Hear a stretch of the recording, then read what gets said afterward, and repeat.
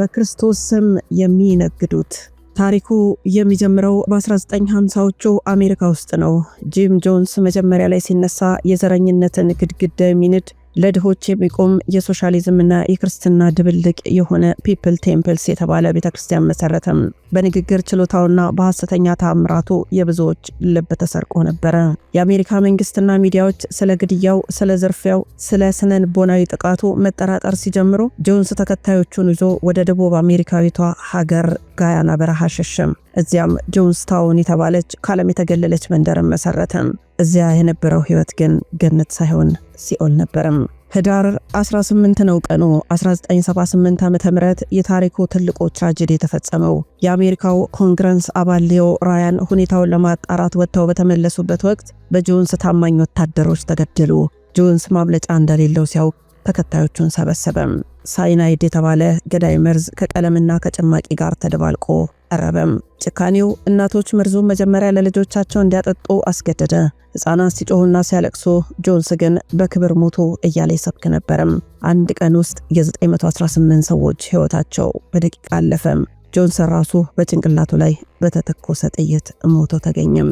ከጂም ጆንሰን እስከ ዛሬዎቹ የቀነጡ ጀት ባለቤቶች ድረስ ያለውን መስመር አንድ ነው። ሰውን በመንፈስ ሰልበው በገንዘብ ይበዘብዙታል። ገጽታው የጂም ጆንስ ስልት ነው። መኖሪያው ገለልተኛ መንደር ኮምፓውንድ ነበረም። ሀብቱም የተከታዮቹ ንብረት በሙሉ መውረስ ነው። ጉዞውም በጭነት መርከብና በአውቶቡስ፣ መሳሪያውም ፍርሃትና ማግለል ነው። ከልቂቱ በኋላ የተገኙ የድምፅ የተቀረጹ ካሴቶች ዴት ቴፕ እንደሚያሳዩት ብዙዎቹ የሞቱት በፍላጎታቸው ሳይሆን በመሳሪያ ተገደውና ተገፍተው ነው። ይህ ክስተት በዓለም ታሪክ ውስጥ በአንድ ግለሰብ ክፋት የተፈጸመ ትልቁ የሲቪል እልቂት ሆኖ ተመዘገበም።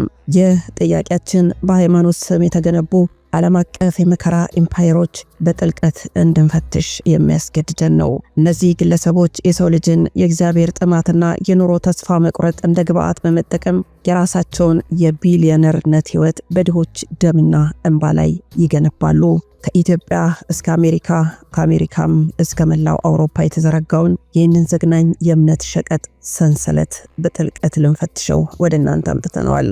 ሰላም፣ ጤና፣ ፍቅር፣ በረከት ተመኘንላችሁ ወደ ቤተሰቦቻችን በያላችሁበት የዓለም ዳርቻ ሁሉ እንደምንቆያችሁን። እንግዲህ አዲስ መረጃ ነው ይሄ መረጃ ማለት ነው።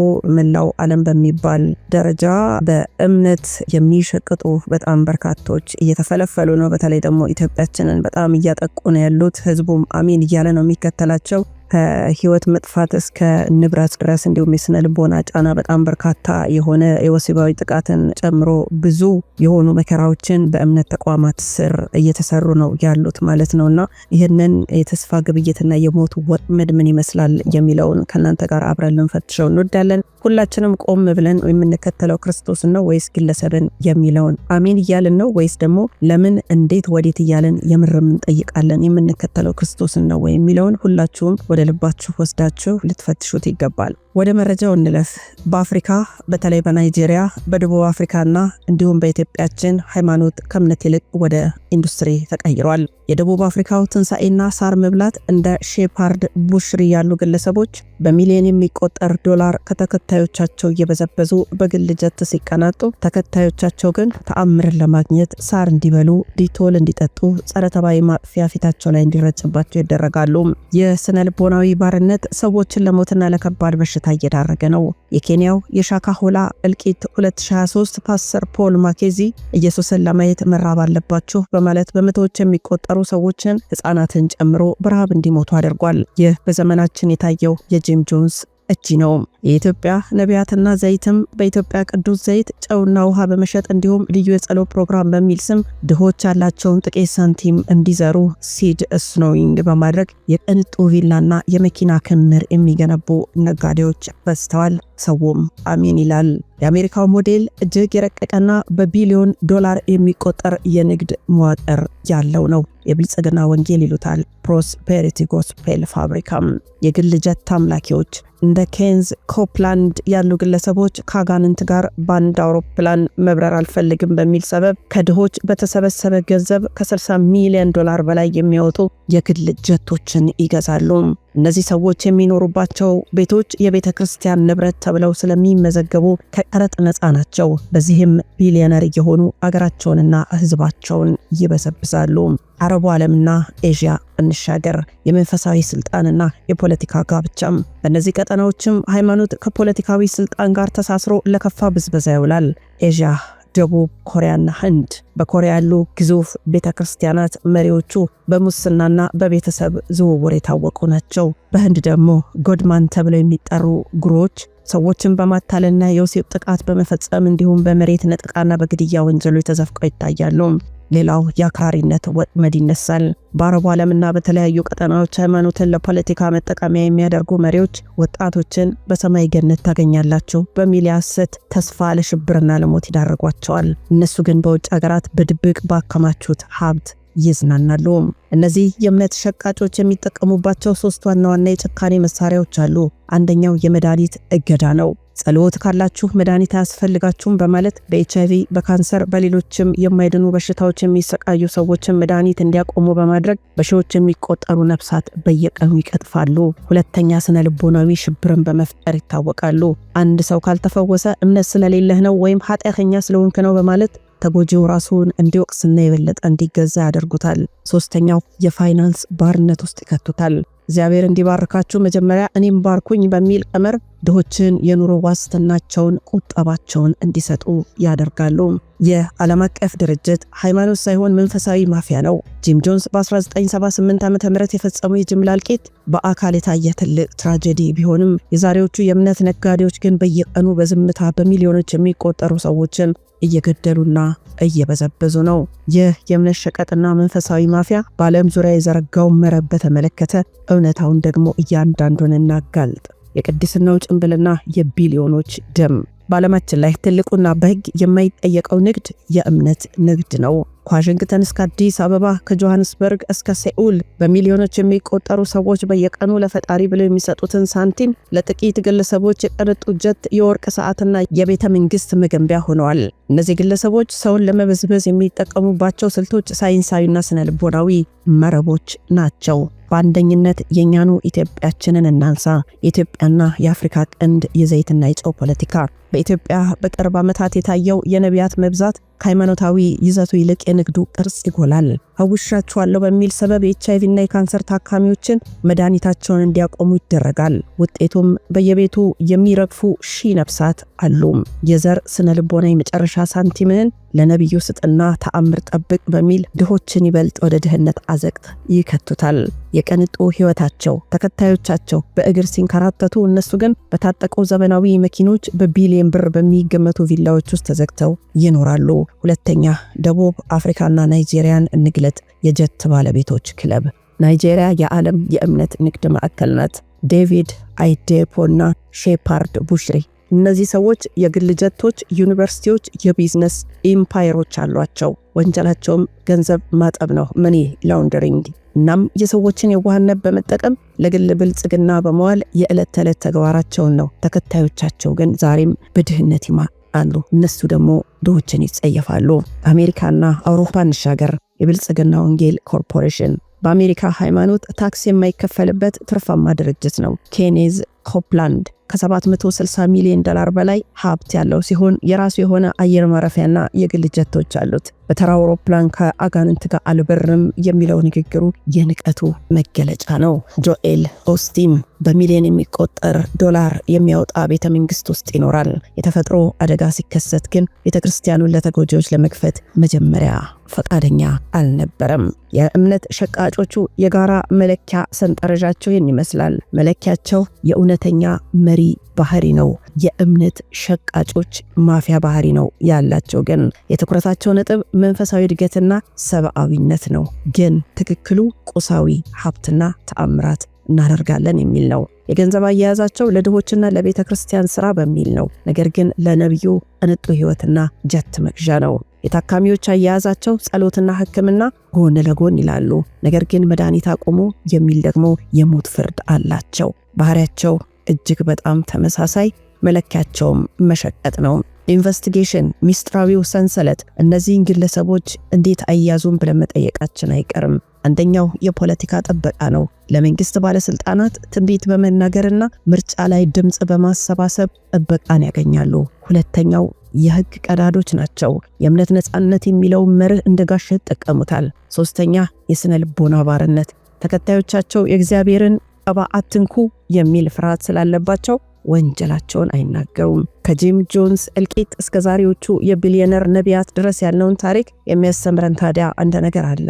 እግዚአብሔርን ፍለጋ ወደ ሰው የምትሄድ ከሆነ መጀመሪያ አእምሮህን ለባርነት አትስጥ ነው። እውነተኛ እምነት ሰውን ነፃ ያወጣል እንጂ አይበዘብዝም፣ አይገድልም፣ አያድህይም። እግዚአብሔርም የሰው ልጅን አይጸየፍም። እነዚህ ግለሰቦች የመንፈሳዊ ማፊያ መረባቸውን የዘረጉት በስሜትና በስነ ልቦና መጠቀሚያ ስልቶች ላይ ብቻ ሳይሆን እጅግ ግዙፍ የሆነ የገንዘብ እና የፖለቲካ ተጽዕኖ ላይ ነው። እናም ከዚህ በታች የምንነግራችሁ በዓለም አቀፍ ደረጃ የሚታወቁ በምርመራ ጋዜጠኞች፣ በህግ አካላት ሀብታቸው፣ ወንጀላቸው የተጋለጠባቸው 10 የሚባሉ ዋነኛ የእምነት ሸቃጮች ዝርዝር እንንገራችሁና ዝግጅቱን እናብቃ። አንደኛው ስሙ ማን ይባላል? ኬንቴ ኮፕላንድ ነው። ሀገሩ አሜሪካ ነው። ሼፐርድ ቡሽሪ ደቡብ አሜሪካ ማላዊ ነው። ዴቪድ ኦይዲፖ ናይጄሪያ፣ ጄል ኦስቲን አሜሪካ፣ ቤኒሂን አሜሪካ እና እስራኤል፣ አልበርት አንጀል ዚምባብዌ ዩኬ፣ አልፓ ሉኩ ደቡብ አፍሪካ፣ ካርፎ ዶላር አሜሪካ፣ ቲቢ ጆሽ ሟች ነው ናይጄሪያ፣ ፓውል ማክኒዝ ኬንያ። እነዚህ ሰዎች ወጥመድ የሚያሰኛቸው 3 ታላላቅ ማስረጃዎች አሉ። አንደኛው የሲድ ፌት ነው፣ የዘር እምነት ስልት። ይህ ስልት እግዚአብሔር እንዲሰጥህ መጀመሪያ ለነብዩ ስጥ የሚል ሳይንሳዊ የማጭበርበሪያ ቀመር ይዘው ነው የሚነሱት። ለምሳሌ አንድ በካንሰር የታመመ ሰው ያለውን የመጨረሻ ገንዘብ ለዘር እንዲሰጥ ይደረጋል። ውጤቱስ ነብዩ አዲስ መኪና ይገዛል፣ ታማሚው ግን ለሕክምና የሚሆን ገንዘብ አጥቶ ይሞታል። ሁለተኛው የመድኃኒትና የሳይንስ ጥላቻ ነው። እንደ ቲቪ ጆሹዋና ቡሽሪ ያሉ ሰዎች የእግዚአብሔር ውሃ ወይ ደግሞ ዘይት ከመድኃኒት በላይ ነው በማለት ኤችአይቪ ያለባቸው ሰዎች መድኃኒት እንዲያቆሙ ያደርጋሉ። ይህ በህግ ያለ ቀጥተኛ ጥቃት መግደል ተብሎ ሊጠራ የሚችል ወንጀል ነው። ሶስተኛው የፖለቲካ ከለላ ነው። እነዚህ ሰዎች በሚሊዮን የሚቆጠር ተከታይ ስላላቸው ምርጫ በሚመጣ ጊዜ ፖለቲከኞች የነሱን ድጋፍ ይፈልጋሉና በዚህ ምክንያት ወንጀል ሲፈጽሙ ፖሊስና ህግ ወደ ኋላ ይሸሻል፣ ባላይ ያልፋል። ለምሳሌ በናይጄሪያ፣ በደቡብ አፍሪካ ግዙፍ ቪላዎቻቸው በታጠቁ ፖሊሶች ይጠበቃሉ። ለመሆኑ ሀብታቸው ከየት መጣ ብለን መጠየቃችንም ተገቢ ነው። የገቢ ምንጫቸው ግልጽ ካልሆነ፣ የታክስ ሪፖርት ካላሳዩ ለማን ይኖራሉ? ትምህርታቸው ስለ ፍቅርና ስለ ድዌ ሳይሆን ስለ ብር፣ ስለ ቪላና ስለ መኪና ከሆነ ታምራታቸው ተፈትኗል። የፈወሱት ሰው በሕክምና ማስረጃ ካልተረጋገጠ ወይም በድራማ የታጀበ ከሆነ ታዲያ የሚገርመው በኢትዮጵያ ያለው በእጅጉ አሁን መክፋቱ ነው። በኢትዮጵያ ያለው የእምነት ሸቀጥና መንፈሳዊ ብዝበዛ በተመለከተ በምርመራ ጋዜጠኞች፣ በተለያዩ የህግ አካላት የተጋለጡ እውነታዎች አሉ። በኢትዮጵያ ያለው መንፈሳዊ ብዝበዛ እንደ ዓለም አቀፉ ሁሉ እጅግ የረቀቀ በስነ ልቦና ጦርነት ላይ የተመሰረተ ነው። በተለይ ባለፉት 15 ዓመታት ውስጥ የተሐድሶና የትንቢት አገልግሎት በሚል ስም የተቀረጹ ወጥመዶች ተጋልጠዋል። አንደኛው የዘይት ሻማና ጨው ንግድ ናቸው። ይሄ እጅግ አስደንጋጭ የሆነው የንግድ ዘርፍ ነው። በየመንገዱ የሚሸጡ ዘይቶችና ጨዎች ተጸልዮባቸዋል ተብለው በሺህ ብሮች ይሸጣሉ። ማስረጃውም የምርመራ ሪፖርቶች እንደሚያሳዩት እነዚህ ዘይቶች ከፋብሪካ በጅምላ ተገዝተው የነቢያት ፎቶ ተለጥፎባቸው እስከ 500% ትርፍ ይሸጣሉ። ውጤቱም ድሆች ለምግብ የሚሆን ብር አጥተው ለበረከት ብለው ዘይቱን ይገዛሉ። ይሄ ቀጥተኛ የመንፈሳዊ ዘርፊያ ነው። ሁለተኛው የመድኃኒት አቁሙ ትዕዛዝና የሞት ሰለባዎች ማድረግ ነው። ይህ በኢትዮጵያ የጤና ዘርፍ ላይ ትልቅ አደጋ የደቀነም ክስተት ነው። ክስተቱ ነቢያቱ በቴሌቪዥን ትርኢታቸው ላይ ኤችአይቪ፣ ካንሰር፣ ስኳር ከደማችሁ ወጥቷል ብለው ያውጃሉ። ተከታዮቻቸውም ባላምንም እንኳን አምኛለሁ በሚል ስሜት የህይወት አድን መድኃኒታቸውን ያቆማሉ። ምርመራውስ? በኢትዮጵያ የሕክምና ማህበር በተለያዩ ሆስፒታሎች የተመዘገቡ መረጃዎች እንደሚያሳዩት መድኃኒት አቁመው ወደ ቤተክርስቲያን የሄዱ በርካታ ዜጎች በሽታው አገርሽቶባቸው ለሞት ተዳርገዋል። ይህ ያለ ጥይት መግደል ነው። ሶስተኛው በምርመራው የተጋለጠው የቪዛና የመኪና ትንቢት ነው። የወጣቱን የሥራ አጥነት፣ የኑሮ ውድነት ችግር እንደ ወጥመድ ይጠቀሙበታል። ስልታቸውም በዚህ ወር ቪዛ ይመጣልሃል፣ መኪና ትገዛለህ፣ ፎቅ ትሰራለህ፣ ብር ወደ ባንክ ይገባል የሚሉ የሐሰት ተስፋዎችን በመስጠት ወጣቱ በትጋት ከመስራት ይልቅ ታምር እንዲጠብቅና ያለውን ጥቂት ገንዘብ ለዘር እንዲሰጥ ያደርጉታል። ሀብቱም በዚህ መንገድ የሚሰበሰበው ገንዘብ በኢትዮጵያ ታላላቅ ከተሞች በተለይ በአዲስ አበባ የቅንጡ ቪላዎች መገንቢያና የቪኤት መኪናዎች መግዣ ሆኗል። የኢንቨስቲጌሽን ግኝቶች ከካሜራ በስተጀርባም ተጋልጠዋል። የተለያዩ የምርመራ ጋዜጠኞች ለምሳሌ ለኤቢሲና በሌሎች የግል ሚዲያዎች የቀረቡ ሪፖርቶች እንዳጋለጡት የተከፈላቸው ምስክሮች እንዳሉ ነው። ደዌ የነበረብኝ ዳንኩ፣ መራመድ አልችልም ነበር ተነሳ የሚሉ ሰዎች ቀደም ብለው ገንዘብ ተከፍሏቸው ልምምድ ወይም ደግሞ ሪሄርሳል የሚያደርጉ መሆናቸው ተረጋግጧል።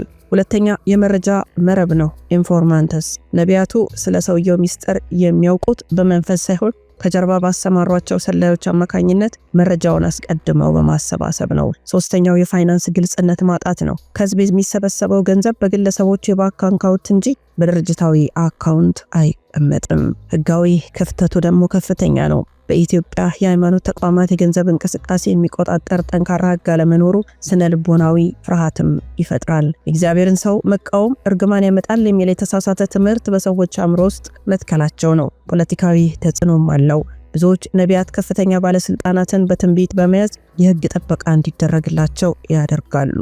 ይህ ዶክመንተሪ ታዲያ የሚያሳየው በእምነት ስም የሚደረገው ግድያና ዝርፊያ ከጠመንጃ ጦርነት በከፋ ሁኔታ ሀገርን፣ ኢኮኖሚን፣ የዜጎችን ህሊና እያደቀቀ መሆኑን ነው። መፍትሄው ታዲያ ሃይማኖታዊ ተቋማት ራሳቸውን ከነጋዴዎች ማጥራት፣ የመንግስት የህግ አካላት የፋይናንስ ምርመራ ማድረግ፣ ዜጎች በስሜት ሳይሆን በእውቀት እምነታቸውን መለየት ነው።